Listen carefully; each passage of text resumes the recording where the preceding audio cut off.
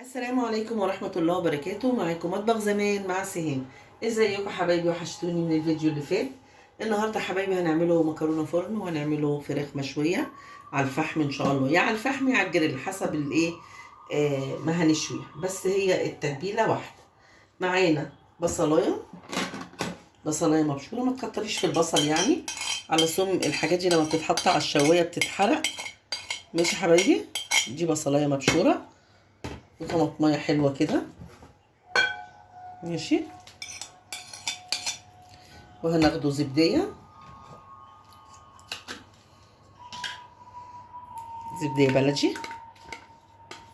الزبادي بتطريها، وانا عاملاها قبلها بيوم بيتها في التتبيله.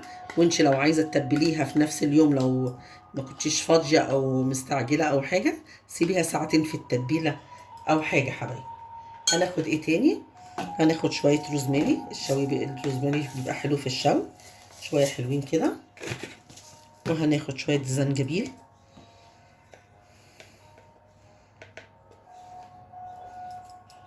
ماشي حبايبي، وشويه بابريكا زي ما انتم شايفين كده معايا، بهارات فراخ،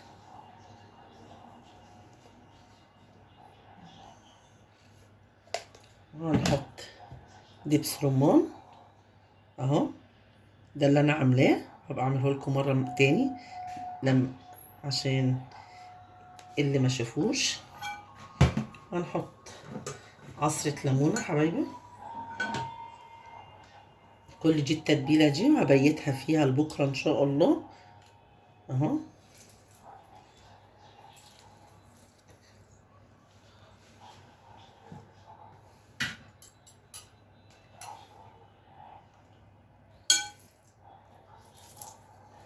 ماشي حبايبي، معلقتين فلفل اسود. ماشي حبايبي، هنحط معلقتين بقى ملح.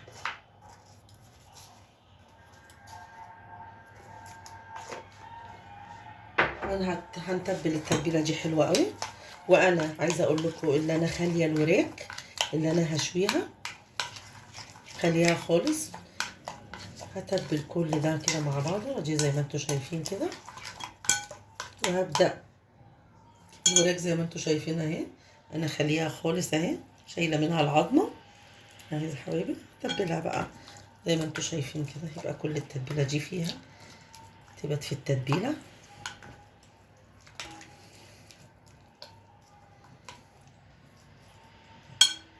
اهو.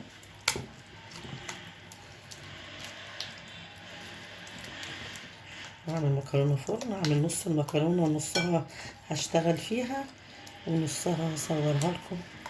مش محتاجه تصوير، عملتها معاكم اكتر من مره، بس ايه هعملها بكره يا حبايبي. الوراك اهي زي ما انتوا شايفين شايله منها العظمه خالص، ودي عباره عن اللحم بس. هتبت في التتبيله بقى، مقولكيش على التتبيله دي ريحتها بتتكلم. الزبادي بتطري الفرخه حلوه قوي، بتطري الفراخ. مش حبايبي زي ما انتوا شايفين كده.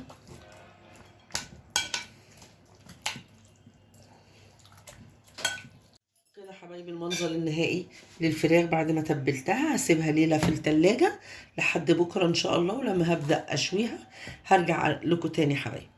دلوقتي يا حبايبي انا بعمل صينيه المكرونه. طبعا سلقه المكرونه عاديه بنسلقوها، وعملت الحشوه مش لحمه، النهارده عامله الحشوه فراخ وعملتها معاكم قبل كده. ودلوقتي بطبق بس المكرونه على بعضها يا حبايبي. قبل ما ادخلها الفرن حاطه انا حاطه جبنه موزاريلا في النص مع الحشوه، وحاطه جبنه قبل ما بحط طبقه البشاميل دي. ليه بقى حبايبي؟ عشان انت لو حطيتيها فوق البشاميل بتنشف، واحنا مش عايزينها تنشف. احنا مش عايزينها ايه تنشف. انا كده تحت البتاع ما تيجي تقطعيها تبقى جوزي وحلوه كده طريه. ماشي حبايبي، هحطها في الفرن دلوقتي، ولما تطلع هتكون بقى بدأنا نولع الشوايه. وايه هوريكم بالاحداث، قلت اوريلكم بس وانا بطبقها على بعض. يبقى انا حاطه طبقه مكرونه وطبقه الحشوه، وطبقه فوق الحشوه حاطه جبنه موزاريلا، وحاطه فوق الطبقه التانية موزاريلا قبل ما بحط طبقه البشاميل يا حبايبي. وبالهنا والشفا اللي شايف وبالهنا والشفا اللي هياكل. ما تنسونيش بكومنت حلو منكم يا حبايبي، واللي يا ريت اللي ما اشتركش في القناه يشترك، وتعليقاتكم بقى ولايكاتكم، وعايزاكم تكلموني تقولوا لي بتكلموني من انهي بلد حبايبي. رجعت لكم تاني يا حبايبي.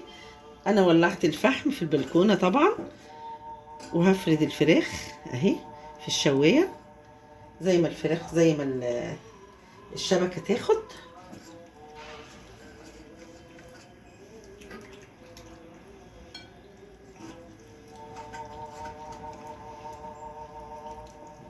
الشوايه هقفل عليها.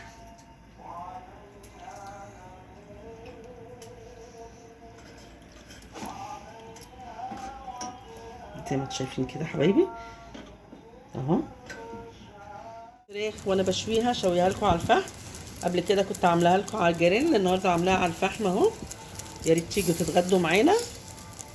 حاطه معاها الخضار الطماطم والبصل والفلفل شويه، وهقلبها على الناحيه التانيه حبايبي. ايه رايكم حبايبي في غدانا النهارده؟ فراخ مشويه على الفحم والشيبسي والمخلل وسلطه خضراء وسلطه طحينه، وهقطع معاكم المكرونه واوريكم جمالها. المكرونه الفرن، بصوا الجمال، بصوا الجمال، والله كلها جبنه، كلها جبنه موزاريلا. بصوا يا حبايبي، ايه رايكم حبايبي؟ بصوا بص جمال المكرونه. طبعا هي عامله عشان هي سخنه، عشان هي سخنه المفروض ما تتقطعش دلوقتي. بصوا الجمال،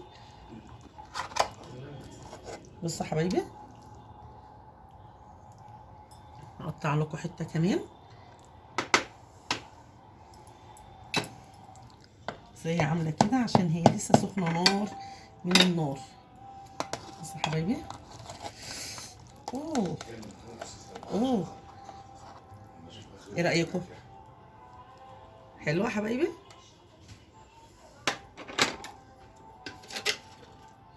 وصفاتنا سهله وجميله، ويا ريت تجربوها وتقولوا لي في التعليقات، وما تنسونيش بكومنت حلو منكم حبايبي. وبالهنا والشفا اللي شايف وبالهنا والشفا اللي ياكل، وقولوا لي من اي بلد بتكلموني، ده شيء بيسعدني. والسلام عليكم ورحمه الله وبركاته.